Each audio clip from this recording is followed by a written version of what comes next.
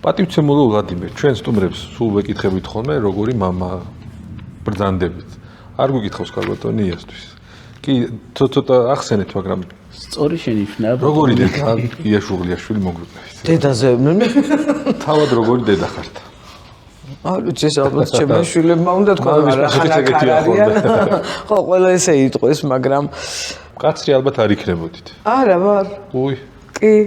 კაცრი ვარ, ოღონდ ზომიერად. აი, როცა უსამართლობა ხდება, როცა რაღაცა არ მომწონს ქცევითი, ან დამოკიდებულების, ან რაღაცა ვიღაცასთან ურთიერთობაში, ანუ ადამიანთან მიმართებაში თუ არის რაღაცა არასწორი, იქ ცოტა მკაცრი ვარ, ოღონდ ისეთი მკაცრი კი არა, რაღაცა ან დაჟდის ფორმა მქონდეს ან რაღაცა.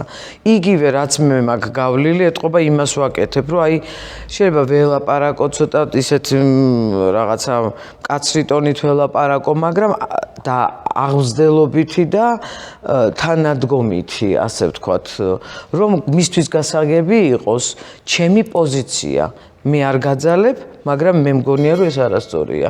აი რაღაც ამ ფორმით ვცდილობ რომ გავაგებინო, რომ ჩემთვის მიუღებელია და იქნებ გაიაზრო და შენთვისაც მე გეთახმებით ქალბატონია, რომ შვილის აღზრდის პროცესში რაღაც დოზით სიმკაცრე მაინც აუცილებელია. მე ვფიქრობ, მარტო შვილის კი არა, ზოგადად ვფიქრობ, რომ იგივე ვთქვათ სკოლებში მოიხსნა საერთოდ პედაგოგის რაღაცა აი ამ კუთხით. მე არ ვიცახი რომ პედაგოგი უნდა წემდეს და ან მე მახსოვს მაგალითად ხა ისე ზოგადად გავიხსენებ რომ რაღაც რკინის ჯოხტავში და ნუ ეგეთ რაღაცები ყოფილა და ეგ ძალიან ცუდია რა თქმა უნდა. ესე შეურაცხყოფა არ უნდა მიაყენო, მაგრამ სიმკაცრე, სიყვარულით სიმკაცრე, იმიტომ რომ მისთვის კარგი იყოს, ეს მგონია რომ ცოტა დოზით უნდა იყოს. შეიძლება ბევრი არ დამეთანხმოს და მსმენელიც არ დამეთანხმოს, მაგრამ მე ვგულისხმობ ის სიმკაცრე, რომელიც მის აღზრდას ეხმარება და არათუ გუნავს.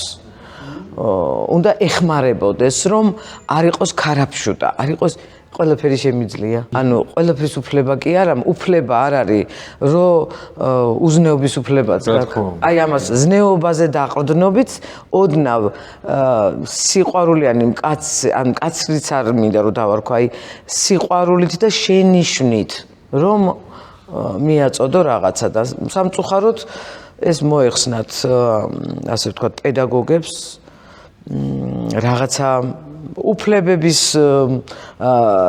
საკითხებში, ასე ვთქვათ, გადმოწონვა მოხდა რაღაცეების და აი ეს ცოტა მიმაჩნია რომ დარღვეულია იმ გაგებით რომ ზომიერება გვაკლია ყველაფერში.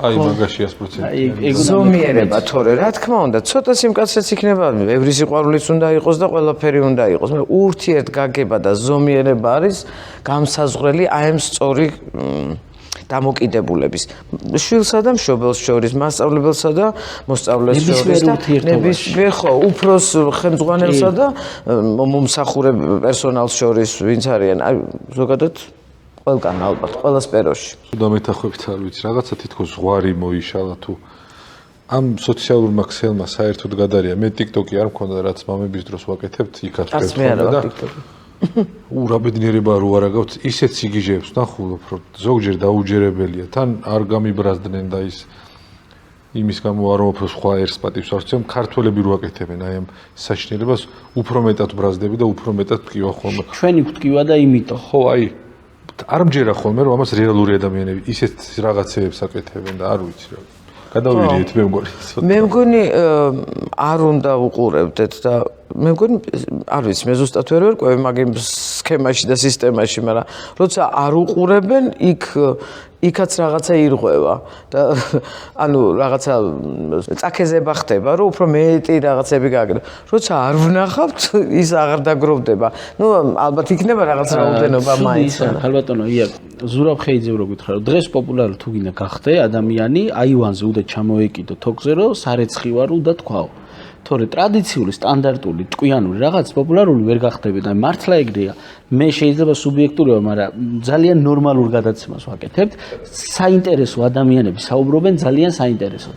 ბატონ ზურაბ-ცხეიძე ძალიან დიდ პატივს უცემ და ნაწილობრივ ვეთანხმები მაგ საკითხში. თუ გინდა რომ სწრაფად მიაღწიო, აი ამ იმას კი, მაგრამ მე ძირის ძირში არ ვეთანხმები. მაგ საკითხს, იმიტომ რომ თუ შენ რეალურად და ნამდვილად აკეთებ და შენი ღირსებით აკეთებ რაღაცას, ის მაინც ჩანს.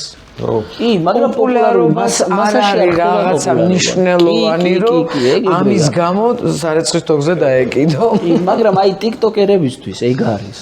და ეკიდები ეგ უკვე მეტყველებს აი მზნეობაზე, იმ განათლებაზე, იმ მიზნებზე, პრინციპებზე, რაზედაც წეღავ ლაპარაკობდეს. არა